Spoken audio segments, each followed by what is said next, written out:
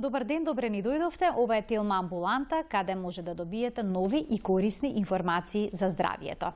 Денешната емисија во која ќе зборуваме за туморите на дебелото црево, ја реализираме во соработка со Жан Митрев клиник.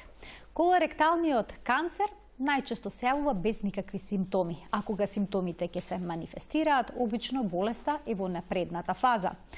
За ова малигно заболување кој што се смета за втора причина по смртност веднаш по ракот на белите дробови кај мажите и ракот на дојка кај жените. Денеска зборуваме со примариус доктор Јован Мирчевски, субспецијалист по абдоминална хирургија од клиничката болница Жан Митрев клиник. Добре ни дојдовте, докторе.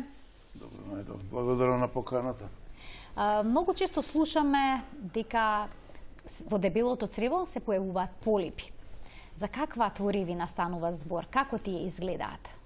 Тие се спаѓаат во групата на тумори, но на доброкачествени тумори, значи доброчудни тумори, но се преканцероза, значи канцерот на дебелото црево најчесто, околу 95% е на база на полипи кои што покасно малигнизираат.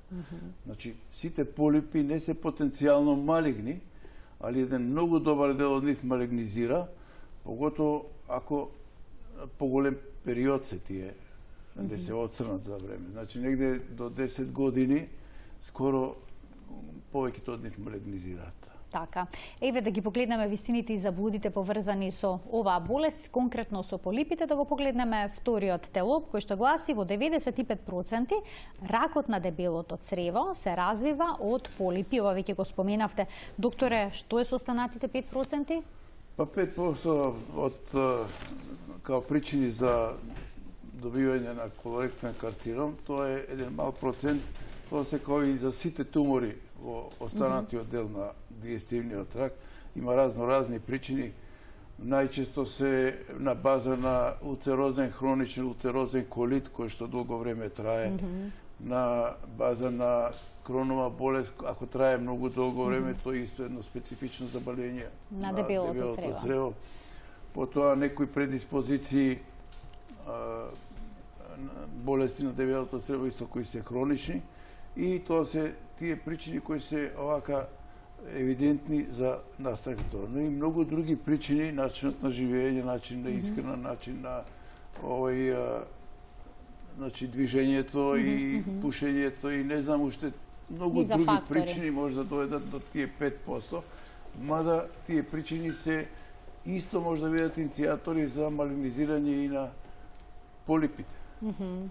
Полипот е тумор кој што е доброчуден, во одредено време може да малигнизира. Со канцероген потенцијал, значи сам по себе не е канцероген, така, но има потенцијал да се развие. Интересно што ние и така ги третираме, значи уште со самото тоа кога се открие полип на дебелото црево, веќе се прави стратегија за негово решавање. Ако е мал се прати до одредена големина, ако е веќе нешто малце поголем, ендоскопски може да се отстрани со специјални инструменти при правење колоноскопија, и ако е сесиран на широка основа, ако е голем, тогаш иде со отворена хирургија. Да се отстрани, може и лапароскопски нормално, но во секој случај тие мора да се отстранат. А дали е точно дека кај полипите важи правилото, колку е поголем полипот, толку е поголема шансата тој веќе да се развил во рак на дебело црево, односно во неговата внатрешност да се најдат канцерогени клетки. Тоа е тоа. Они почнуваат од минимален раст, негде задебелување на судокожата на дебелото црево, па тоа расте овид на пупка и после се развива. Многу малце малигнизираат ако се под некои димензии, например, 1 сантиметар во пречник. Обично малигнизираат поголемите полипи.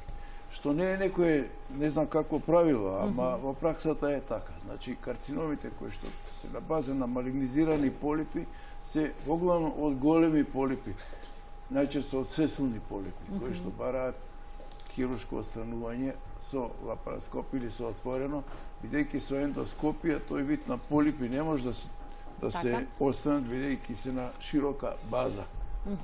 Значи, за да се отстрани полип од дебелото црево, тој мора да има некоја петелка која што може со инструментот да се фати, да се пресечи и да тој да се отстрани.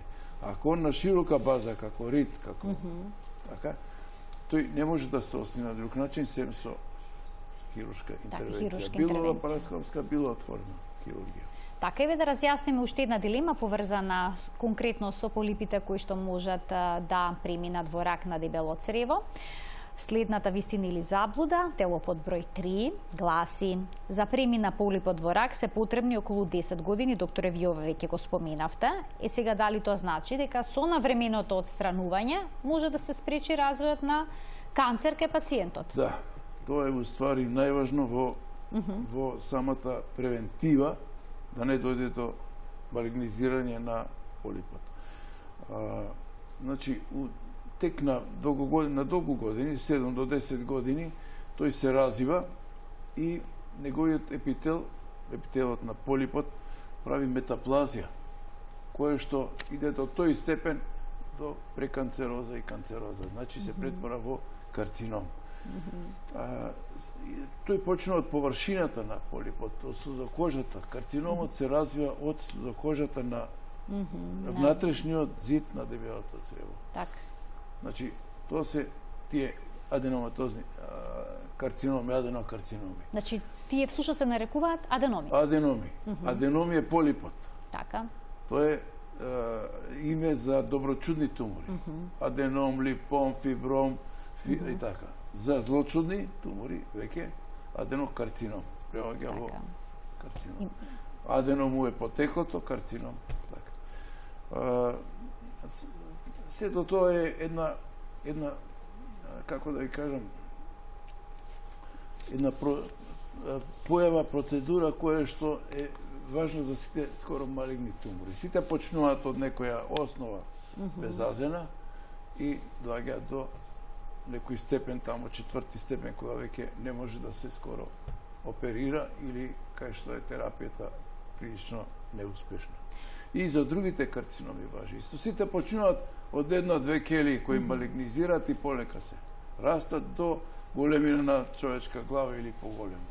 Така, затоа треба навремено да се прават превентивните прегледи за да се спречи токму тоа, бидејќи велат ракот на дебелото црево всушност може да се спречи. Може да се спречи и мислам тој е достапен и за диагноза. Затоа што во современите земји на запад е пристапот кон таа болест организиран. Значи, се прават скринизи, така наречени. Редовни скринизи, кои што го откриваат самиот почеток на болеста, кога не дава никакви симптоми и кога може би мал процент се позитивни, така, но е доволно да се намали морбилитетот и морталитетот таа болест. И кај нас исто има регистар за карцином на дебело црево и кај нас тоа се спроведува, само се уште мислам дека тоа не е у она форма и облика што е на запад, бидејќи некако околу 80% од популацијата е тука офатена, а би требало да биде тој број многу поголем. Но има ефект. Има напредок. Полека се намалува бројот на касно откриени карциноми. Не дека се помалце, него се откриваат нешто малце порано, а некој дури и сам почеток. А дали луѓето кои што имаат полип во дебелото црево имаат некаков симптом? Можат ли да забележат некаква промена за да се посомневаат дека се случува нешто чудно во нивното дебело црево? Најделикатниот проблем е тој што и самиот карцином, кога е мал, а поготово полипите, скоро да не даваат никакви тегоби. Затоа што се тие мали и не нарушуваат било каква функција во организмот.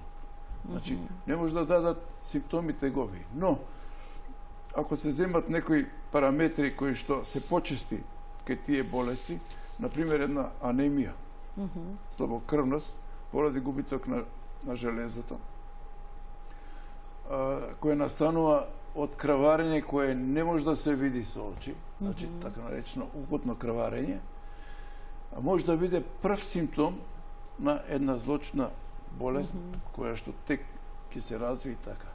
И мислам дека многу озбилен симптом е анемијата кај уопште кај туморите на дигестивниот тракт. Еден од скоро првите симптоми е всушност окутното крварење, тек после доаѓаат другите симптоми.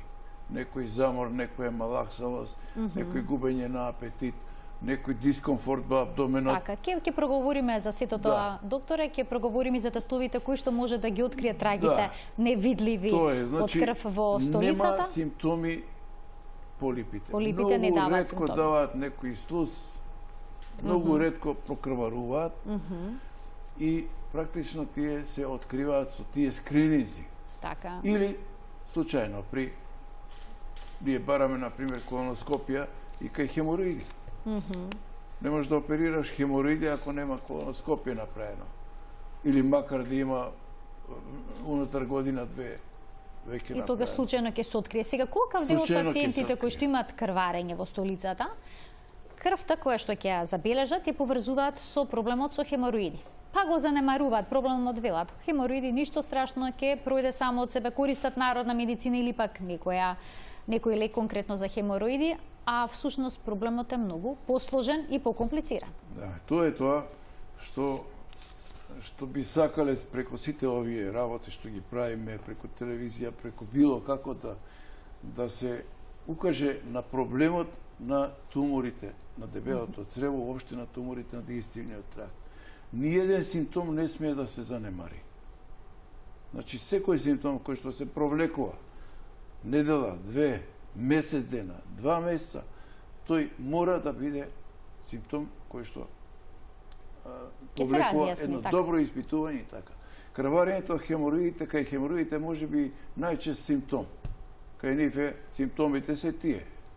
Крварат понекогаш, болки, некојаш ќе се инкарцерираат, некојаш ќе се воспалат, некојаш тромбозираат. Меѓутоа, не може човек да се задоволите, имам крв во столицата затоа што имам хемороиди.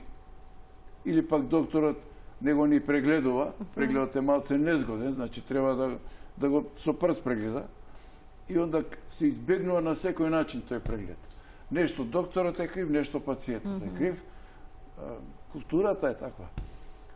И се испуштаат диагнози кои што со обичен преглед во една амбуланта, најобична, кај што ништо друго нема и нема потреба, може диагноза да биде. Затоа што и полипите и карциномите на дебелото црево доколку се на почетниот дел, може се напипаат. Практично не на почетниот, но завршниот. На завршниот дел. Почетниот дел е од другата страна. Така. И диагнозата е во расте. Јас во моја пракса многу карциноми открино кај пациенти кои се лечени по 2-3 години заради хемороиди и си биле на прегледи. Значи, катастрофа која што не смее да се дозволи. Така, голем пропуст. Голем пропуст. Се губи драгоцено време во лечењето на болеста, додека се открие болеста, додека тој сам ќе види дека не се хемороиди. Ќе свати на крајот самиот дека се работи за нешто послужено. И докторот нема врска. Кој гледал, не го гледал. Сакам да кажам, тоа е таа... Така, раната диагностика е клучна и не треба да се избегнуваат овие прегледи колку и да се непријатни. Колку средства и не знам какви. Значи, раната диагноза на туморите на дебелото црево почнува со еден обичен преглед. Со една лабораторија, кај што се примети анемија, со некој тумор маркери кои што ќе бидат покачени, со едно окутно крварење, ако нема манифестно, и после се тера работата. Позитивно окутно крварење бара колоноскопија. Така е сега и тој дел, колоноскопијата исто така пациентите гледаат да ја избегнат, бидејќи е непријатна. За жал е, но денеска во денешни услови колоноскопија се прави со анестезија. Така да не е веќе она колоноскопија што беше порано, инструментите се многу софистицирани и не е веќе тоа така болна метода. Друго, многу често се прави. Карциномот на ректум е честа болест. Ние пошала некој викаме епидемија. Значи толку често се диагностицира. Ама учествувано има на епидемија. Значи, у светот огромен број на откривени за годишно 1,8 милиони се откриваат за една година карциноми, ректални карциноми на дебелото црево, значи глобално у светот. Во Америка околу 150.000 годишно се откриваат карциноми, од кои околу 50.000 умираат. Да. Кај нас 15 до 30 пациенти на 100.000 жители се откриваат годишно. Замислите во Скопје, колку хиляди жители и сега по толку 15 по 6, 7, 800 хиляди колку има, тоа е голема бројка. Огромен број. 1/3 од нив завршува летално. А кога веќе ја споминавте Америка и бројот на пациенти, еве и Европа споменувате во Скопје, ајде да погледнеме уште една вистина или заблуда која што вели. Во Азија и Африка ракот на дебелото црево многу поретко се јавува во споредба со останатиот дел на светот. Сега на што упатува овој податок? Дали животниот стил, храната се всушност причините за болеста на дебелото црево? Начинот на исхрана. Значи тие се поштедени од рафинирана исхрана. Нивната исхрана е зрнаста, повеќе овошје, повеќе, значи термички помалце имаат така. масна исхрана, помалце имаат термички силно обработена овако. Значи проблемот е исхраната е многу голем овако причинител за појава на карциноми на дебелото црево. Значи нивната исхрана е таква да они имаат редовни столици. Имаат јадат храна со влакна, растителни влакна и тие бубрат организмот и они се одат по надвор. Тамо кај што е празнењето редовно, на дебелото црево ако се празни редовно, нема да има карцином, нема да има тумори. Затоа што самата столица е еден од причините која се распаѓа, прави кисела средина и прави услови за појава на тумор. Сем ако не е упрашање некоја наследност на болеста, фамилијарна, порано беше 10 до 15%, сега веќе е 20%. Се рачуна дека се наследни, тука веќе исхраната не е толку као примарен причинител за појава на нова. И сега, значи, најчести се карциномите тамо кај што е најдобро живењето. Так. Кај што има големи стандарди, кај што е храната преработена се. Но, по последно време, последната деценија, има мал пад на карциномите во Америка, па и во Западна Европа. Ја најдоа причината зашто е, како е и се преземаат такви, значи сега тамо многу лесно се вегетаријанска храна јаде, многу лесно зрнаста храна се. Месото приматот го изгубува. Обработката на шеќерите ги избегаваат. Така, може да најдат и поквалитетна храна, да си направат режим на исхрана, вие што ниво на свест е повисоко. Сега и овде веќе така. Сега и ние пазиме. Така, почуваме сите да внимаваме, кога ги гледаме примерите околу себе. И тоа е многу добро. Секако. И морам да ти кажам, нешто е добро, и поевтино е, и многу е здраво и за други, овако. Значи, за целиот организам, не само за здравието на дебелото црево и карциномот. Да ги поканиме доктори гледачите, доколку сакаат да се вклучат во програма, 3076-677 е телефонскиот број на телевизија Тилма. Зборуваме за еден мошне, за жал, чест проблем со здравието, ракот и туморите воопшто на дебелото црево. Гостин во студиото ни е примариус доктор Јован Мирчевски, субспецијалист по абдоминална хирургија од клиничката болница Жан Митрев клиник. Со него до сега зборувавме за она што може да биде причина за појава на болеста, тоа се полипите. Веќе стигнавме до ракот, ги набројавте дел од симптомите. Споминавте дека понекогаш во столицата може да има траги од крв кои што се невидливи. Сега, дали постојат некои тестови кои што можат да ги утврдат овие траги од крв, за да се, кои што би предходеле, да речеме, на една колоноскопија? Прво да се направи еден таков тест. Тоа е скрининг. Скрининг, што значи скрининг? Откривање на болеста кај пациенти кои немаат симптоми за таа болест. Значи, се прави кај огромна група на пациенти со среден ризик за заболување. Така. Иначе ризикот таа болест може да биде обичен ризик, среден, покачен ризик малце и ризични пациенти за таа болест, тоа е на наследната група и тука повеќе и така. И се прави, значи, скрининг кој една огромна група на пациенти кои што се над 50 години и се прави тест за окутно крварење. Столицата се дава на анализи и се бара крварење, траги од крв натре. И тоа е околу 3 до 5% позитивни се. Значи, огромна работа е за еден мал процент, ама и тие 5% се доволно кои ќе се открие на време, па се преземе нешто. Како не? Да. И чим е тестот позитивен, се одма се иде на колоноскопија.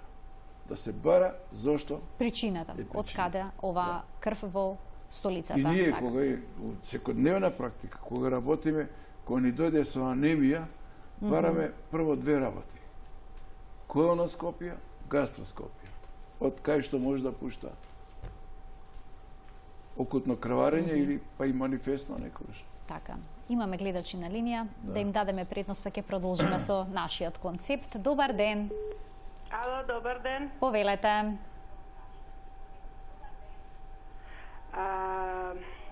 Сакам докторот да го прашам само. Од детство сум со крварење од дебелото црево. Од моето детство. Веќе сум на 56 години. Имам правено колоноскопија, ми кажаа само венец од хемороиди дека имам. Крварењето се уште постои, посебно пролет и есен. Болки се појавуваат понекогаш.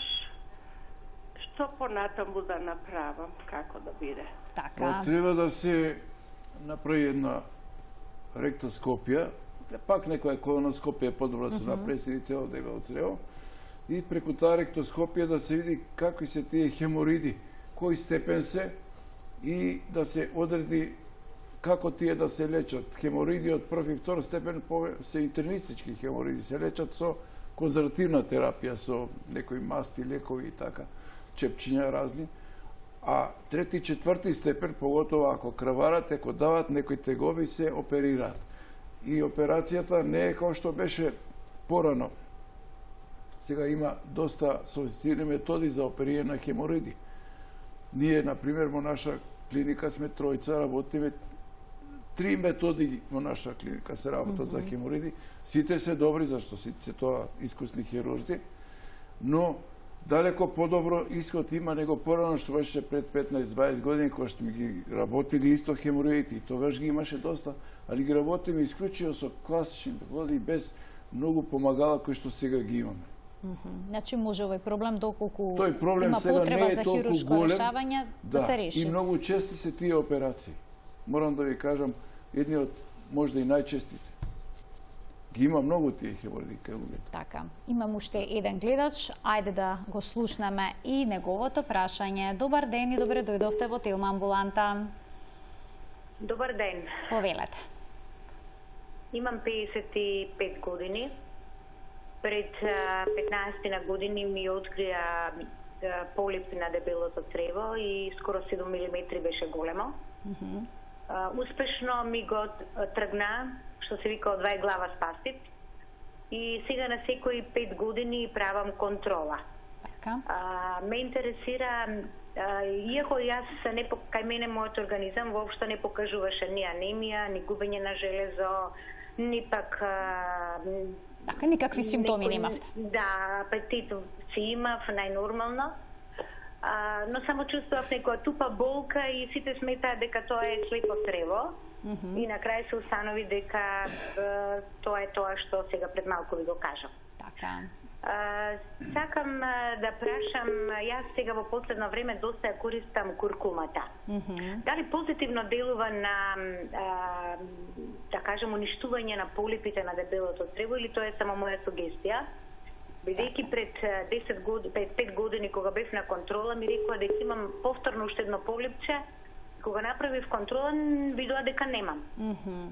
Па сега вие правите тука корелација, редовно употреба на куркума и елиминирање на полипот. Видите овака, вие и покрај доктор Василев, доктор Василев одете редовно. Така, и сега во моментот немате полипи, така? Во моментот ми доаѓа февруар месец повторно така. Добро, ви благодарам за вклучување во програмата, докторе, повелете. Ќе правите пак тие контролни колоноскопии, макар на 5 години, може чак и поредко, дури поредко, без разлика на куркумата. Тоа се лекови кои што, мислам, продукти кои што може да имаат некој ефект, ама не се влезени во она класична медицина да можеме ние да ги пропагираме. Например, во исхраната има многу храни кои ние ги пропагираме. Напросто ги на некој начин рекламираме. Затоа што дават редовна столица и со тоа многу добро се превенира некој си тамо карцином кој што може да се јави на некоја така при некој обстипација така. Но сите тие веројатно имаат некое дејство добро, за кое јас немам искуство. Така, јас сум хирург и ние... Така, ви од друг аспект. Од друг аспект ги гледаме работиме, но колоноскопија обавезно, нека биде на 5 години, нека биде и поредко. И 2 негативни, 3 негативни колоноскопии треба, значи уште поредко да се прави. Но да знаете дека нема врска што било некојаш полип, па сега нема или така. Тие може да излезат било кога, било кое време и било каде на дебелото црево. Така. И затоа треба да се прават контроли. Редовни. Ајде уште еден гледаш да вклучиме во денешната телеамбуланта. Добар ден. Добар ден. Добар ден. Ве слушаме, повелете. Вака, ме интересира докторот да го прашам. Се работи за ќерка ми. Така. Има 43 години и, например, пред 2 години 2 пати, за 2 години 2 пати бевме на колоноскопија. Утврдено му е дека има само иритабилно црево, исклучително долг и широк колон и хемороиди од втор степен. Меѓутоа, сакам да прашам, му се случува при секоја менструација, пред да добие, да се воспалат хемороидите и почнува да крвари, мислам, ректално. Така. После тоа нахранно од менструацијата. Мислам, скоро секоја менструација. Така, значи барате совет што во една ваква ситуација, како може да се... Зошто, например, стално пред тоа се појавува крварење, малку пообилно, можам да речам, не баш обично. Така, ви благодарам за вклучувањето во програма. Доктор Мирчевски, зошто се случува нешто вакво? Иритабилно црево е честа патологија која што не бара некој посебен третман, поготово не хируршки, и обично се регулира со лекови, со исхрана и така, ма да дава тегоби доста така, и затоа е правена и колоноскопија, непријатно така. Проблемот е можеби долихо колонот, должината на дебелото црево, кое што прави проблеми во смисол не се празни редовно и тешко се празни, многу е долго. Така. Дебелото црево треба да биде негде од 1,5 метар до 2,5 метра уврх глава. Некаде е многу долго и има многу тие има проблеми со празнењето на цревото и тие се втор тип на тегоби кои што се исто така не се обични. Некогаш сме приморани тако дебело црево да го кратиме. Извадиме метар или нешто помалце од дебелото црево, да се тој пат на празнење на храната да се намали, да може да се празне. Хемороидите се проблем сами за себе. Тие не може да предвиди човек како ќе се понашаат. Тие често се воспалуваат, па некогаш се уклештуваат, па некогаш крварат, некогаш кријат некоја фисура тука која што многу боли и така. Тоа со менструација мислам дека нема некоја посебна овако, веројатно се секундарно тие се воспалуваат тогаш и така. Така. Уште еден гледач ќе биде вклучен во денешната емисија. Добар ден. Добар ден. Повелете. Добар ден. Добар ден, ве слушаме, повелете. Кој е вашето прашање? Гледач од Неготино сака да го прашам докторот. 2 години имам проблеми така изненадно со внатрешни хемороиди. Бев на снимање на дебело црево, втор степен од хемороиди, швор. Бев и кај Пренџова и потврди дека има мала раничка на почетокот на дебелото црево. Дали е направено во текот на снимињето во Кавадарци, и сакам да знам, ми препорача Кантарион докторката, Арма не помина, то ги сега, дали тоа прави таа мала раничка проблем, имам да кажам преглед, а овој златен човек многу сакам да го видам во Систина, во Жан Митрев. Во Жан Митрев, така, во Жан Митрев. Толку е добар и толку истопно, алал да му е. Така, ви благодарам за вклучувањето во програма. Секогаш врвни професионалци каниме во емисија, тоа е нашиот критериум. Доктор Мирчевски, раничката може ли да биде проблем? Тоа е хронична фисура анална. Значи, тоа е расцеп на кожата, кој што не е залечен и станува хроничен и тој мора да се направи операција зашто многу боли и при некош при вршење на нужда кравари, има сукрвица, кравари и болките се силни и дури после вршење нужда уште саат-два треба да траат. Операцијата е многу едноставна, кратка и го решава проблемот, мислам дури и моментално. Не се вади фисурата како таква, него сфинктерот кој што е во грч кај такви болни, ради болките, они дури и не идат редовно по надзор, па имат и тврда столица, тој е променет, фиброзно променет и операцијата се состои во негово делумно пресекување, да он малце олабави и фисурата спонтано ќе заздрави. А хемороидите, јас реков, втори и трети степ, први и втори се интернистички, се лечат со конзервативна терапија, некојаш ги подврзуваат некои интернисти и така. Но, ако краварат, веќе не е битно кој степен се, не мора да се решава заради краварењето, бидејќи дојдува до појава на анемија. И анемијата кој таква си е проблем за целиот организам. За цел организам, да. Докторе, тука ќе направиме пауза со блок реклами, а веднаш потоа, почитувани, се враќаме во Телма амбуланта.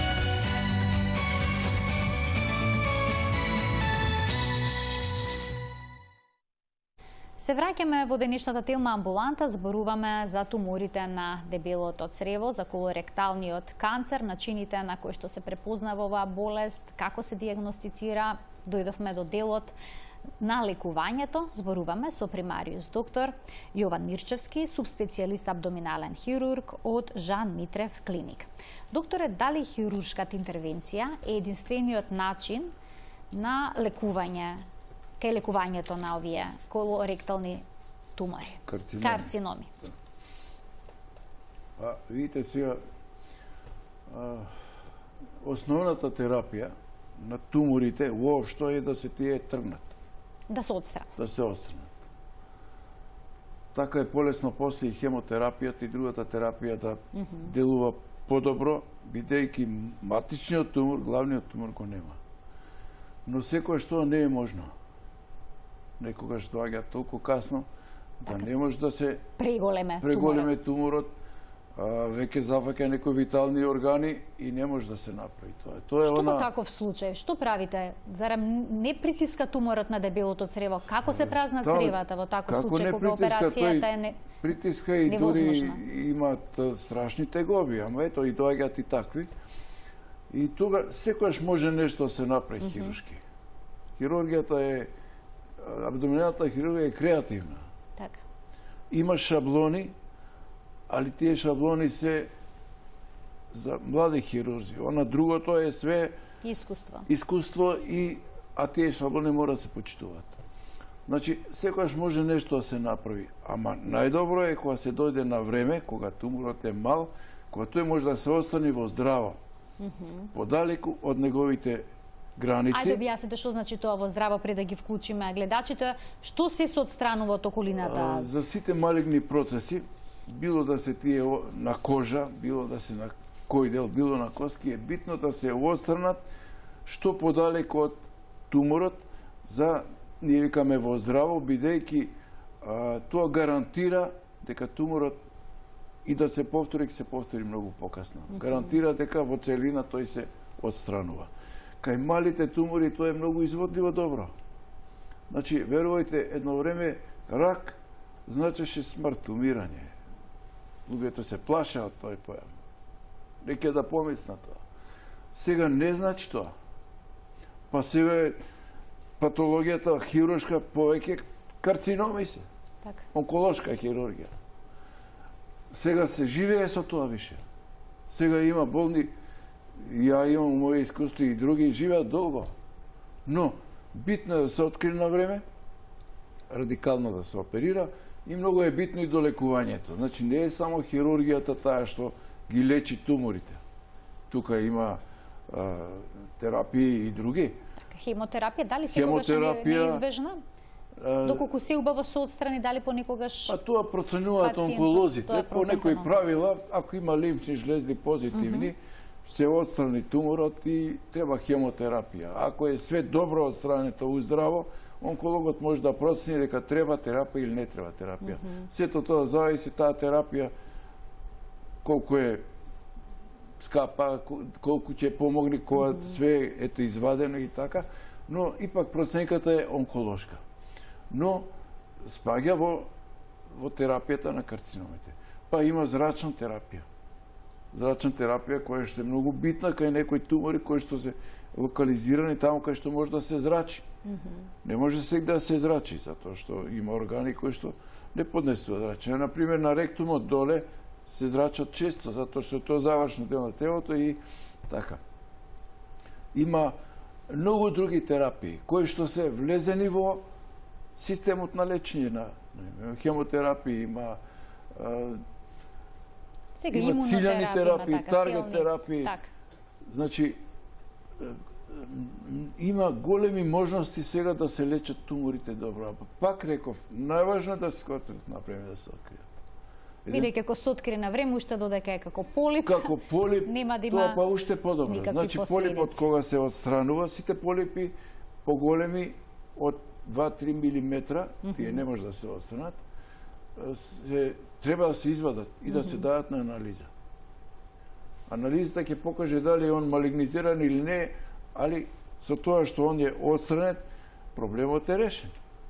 Така, затоа навремени превентивни... А има огромни тумори, кај доаѓаат пациенти во заплет на црева. Значи, туморот толку пораснал, го затворил цревото и доаѓаат во една тешка овака ситуација, клиничка слика, кој тотално деранжирани и така. Реков, секојаш може нешто се направи. Така. Доктор Миршевски, имаме гледачи на линија, ќе продолжиме нова тема, да им дадеме предност да ги слушнеме прашањата, да не чекаат предолго, па се враќаме на ова што го зборувавме. Добар ден. Добар ден. Повелете. Во програма сум јас, така? Да, во програма сте, повелете. Кратко ќе бидам, никогаш не сум бил на лекар. Добро што докторот сега е во стручњак. Ме интересира, значи не сум бил од страх на одам. Ќе кажам некои симптоми, да речем, некои мои мислења. Што се случува овој период? Чешање, пескање од надворешна страна, да речем се од аналниот отвор, чешање, пескање, исто како да и кога ќе јаде човек луто и тогаш викаме дека има проблем. Тој проблем го имам се додека не се појават лубениците, дека не се појават. Додека трае сезоната за лубениците, ми се чини тогаш да отидам на лекар, никој ништо нема да ми најде. Кога ќе се појава, кога ќе се изгубат лубениците, заврши сезоната, ја веќе имам проблем. Само ми доаѓа олеснување кој ќе одам на туширање, на хигиена, вршење на тоа размотавање. Дали треба да се оди таа колоноскопија, секој не фаќа страв, и викаме дека е добро, нели? Ја како се уклучив, меѓутоа ете пак имам среќа. Така, еве ќе добиете одговор на прашањето, дали би требало да направи гледачот. Не би требало да е тоа некој проблем, не знам како. Најмалце импонира за некој тумор, но може да е запалена подрачето доле околу аналниот отвор, кој што ги дава тие тегоби. Може има хемориди кои што по време не се воспалуваат. А може да е и нешто поозбилно.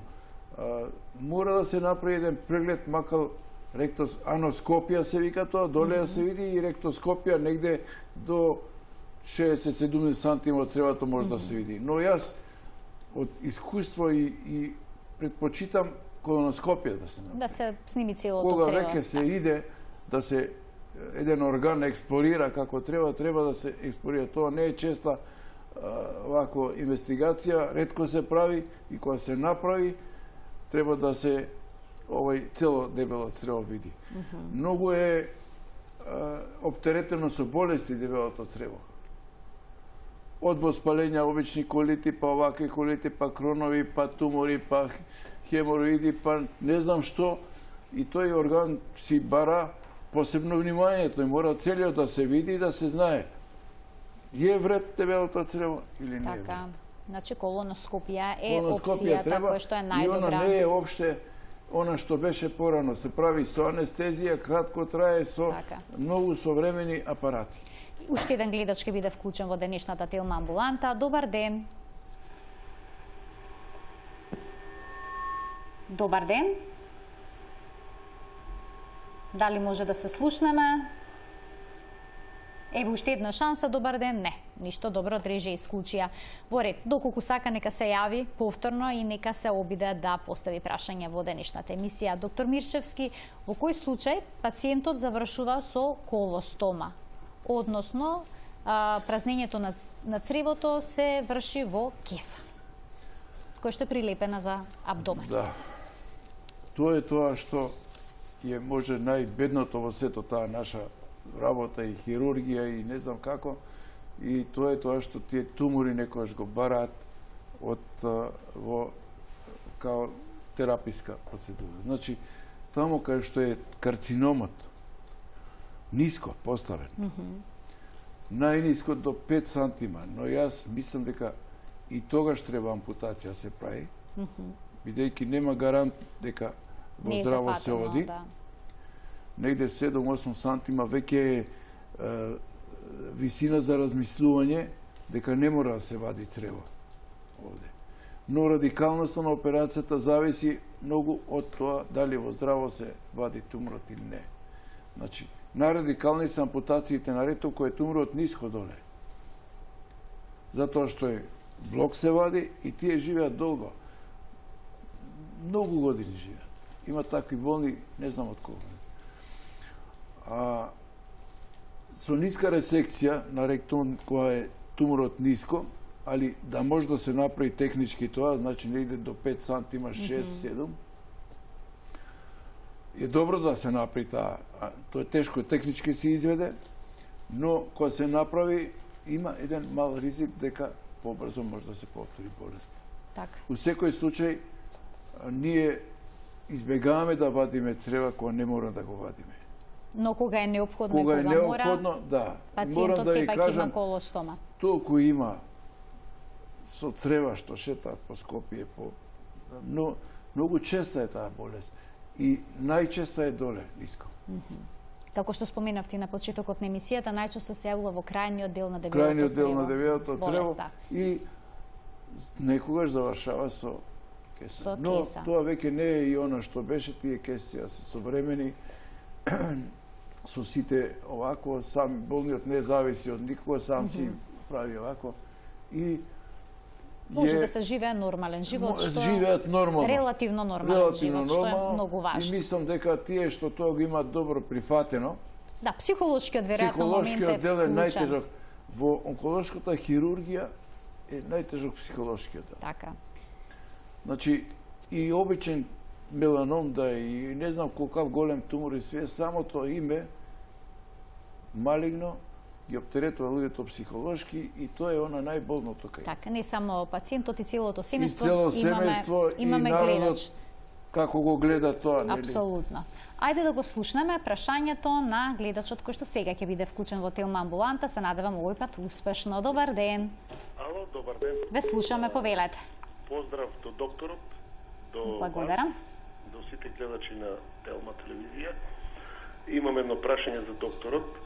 Мојот син на 7 години, сега има 19 години, е правен операција од полип на дебелото црево. Полипот беше на самиот отвор, симптоми имаше прво крварење и се гледаше од аналниот отвор. Како крвав израсток така и месност така. Направивме испитувања, беше само еден, тој полип. Правена е операција на детска хирургија во државна болница. Сега ме интересира, нема проблеми, он е сега добар, супер, со здравието, мислам, спортист и се уред. А од тогаш не сме правеле контрола никаква. Дали треба да направиме колоноскопија или што препорачувате вие?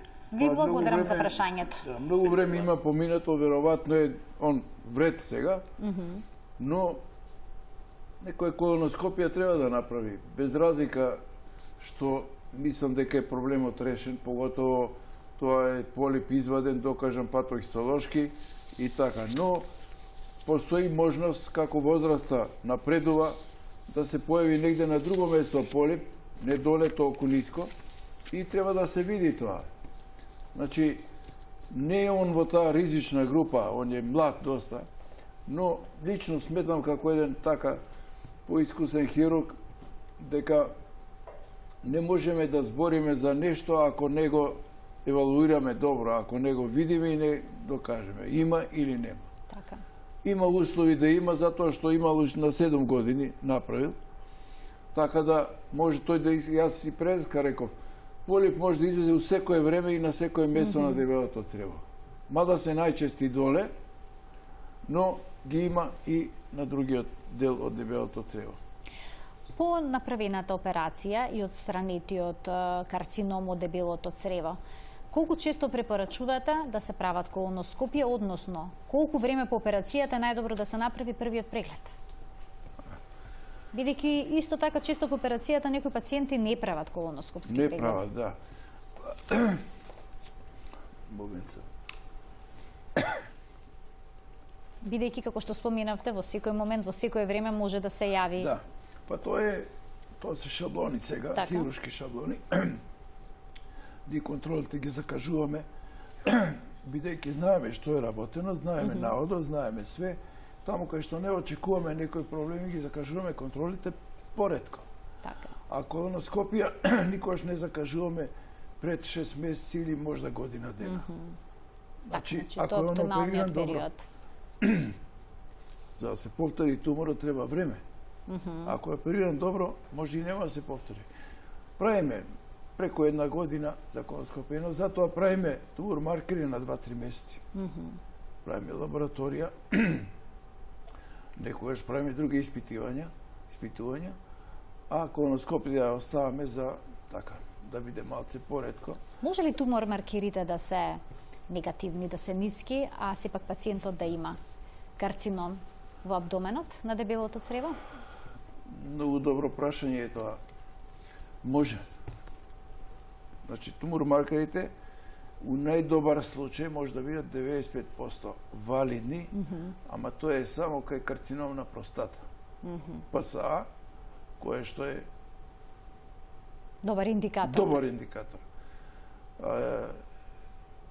Другите тумори, за другите маркери за дебелото црево негде до 50% се валидни, највеќе до 70%. ЦА, например, канцероген, антиген. Но ние ги користиме во контрола на болните. Значи, ако после операција неговите маркери се мирни и после некое време, на 3 месеци ги проверуваме, почнат да растат, очекуваме да има негде можда рецидив. Негде што не се гледа и не може да се види нити на компјутер, нити дури ни се колоноскопија некогаш, ама нешто се случува. И тоа не тера да бидеме малце повнимателни.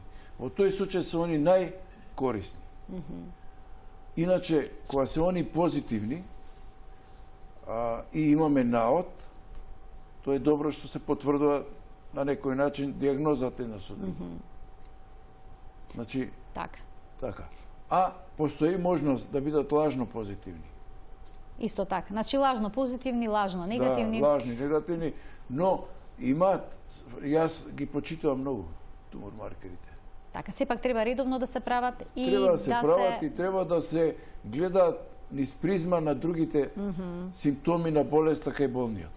Така. Ако он има дувања на стомахот, нередовни столици, грчеви, болки, траат повеќе време и на сето тоа има тумор маркери покачени, јас го барам каде е туморот. Тогаш мора да се најде. Значи проблемот перзистира и е тука. И тука. Доктор Мирчевски, уште многу има да зборуваме на оваа тема, неисцрпна, но времето за нашата емисија тука заврши. Се надевам дека ќе бидете повторно наш гостин. Благодарам. Секое време кога треба. Јас сакам да бидам овака. Ако можам да бидам користен, нели, да нешто ипак овој наш народ да има некои Да добие некои нови информации, сознанија, поврзани да би се заштитил баш од работи кои што може да се заштитат. Јас кажувам, зашто е во пат карциномот во Америка?